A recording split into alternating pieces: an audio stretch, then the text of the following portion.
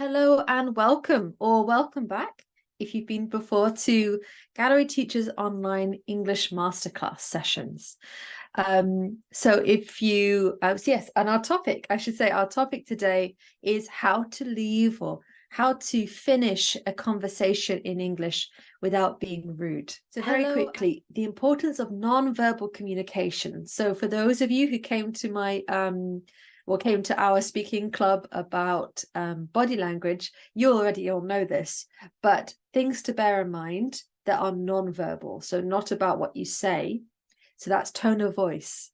Do you sound interested and engaged in the discussion, right?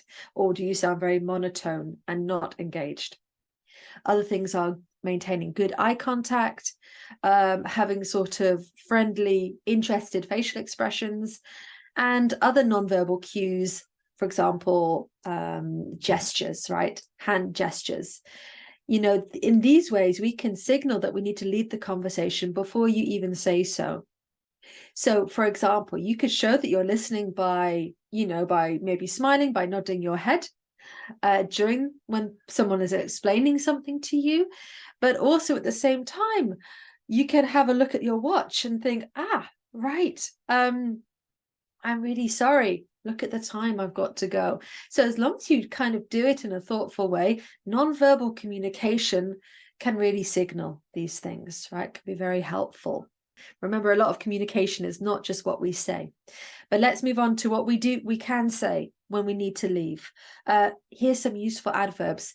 They sort of signpost and signal a change in the conversation, right? A change in direction, including when we need to finish a conversation. Examples: anyway, anyhow. Okay, so notice tone of voice as well. So, well, okay, all right, or simply right. And you can follow this by something like, right, I need to go pick up the children from school, for example.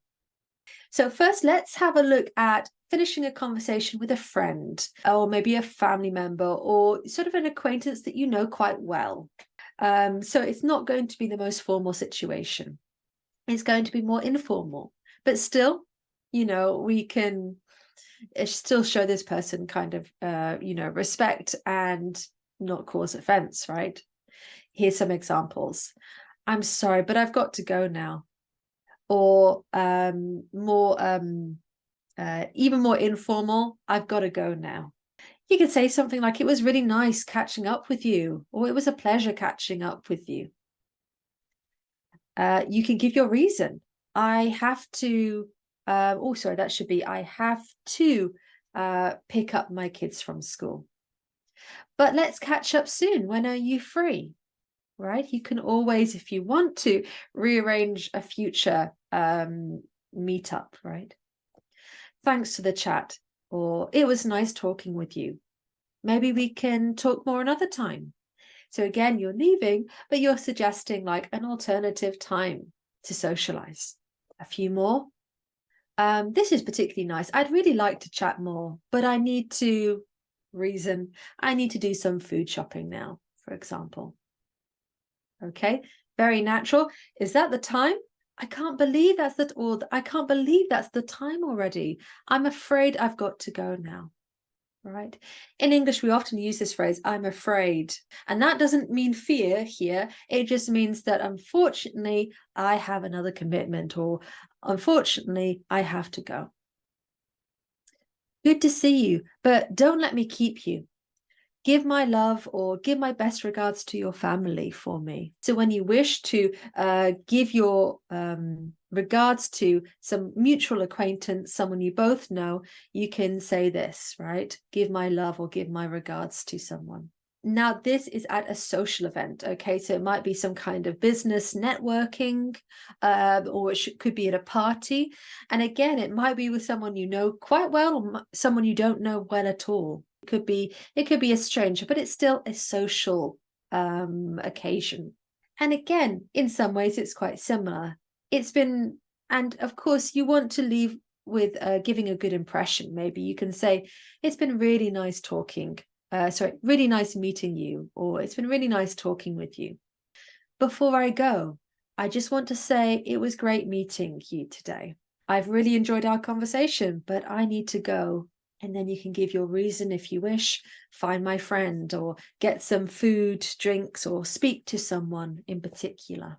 So here, yes, you are leaving and you're signaling that you're leaving, but you're also, I suppose, giving a compliment in a way or expressing your thanks for the conversation. Now, if you're talking to someone who is a mutual friend or acquaintance, so you both have a friend in common or a family member, say, you can say, it's been nice to finally meet, right? It's been nice to meet you. Another example, I hope you don't mind. So these are really polite. I hope you don't mind, but I'd like to say hello to Tanya now. Have a nice evening. If you don't mind, I'm going to mingle now. To mingle at a social event means to go speak with various people, especially with the idea of to network, right? See you around. That's slightly more informal, the last one. Now imagine you're in a work situation, for example, an office, right? And of course, people like to talk and have a chat. But sometimes you really want to leave the conversation or that you simply want to get back to your work. Here's some examples, right? Well, it's time for me to get back to my work.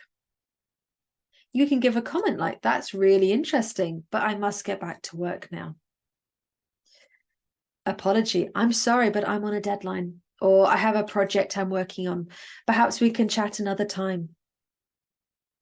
Or good to speak with you, but I should let you get on, right? That's particularly British English. I should let you get on, or I should let you get back to your work. Right. So those are some polite, some thoughtful ways that you can leave people, hopefully with a good impression, but at the same time, leave a conversation.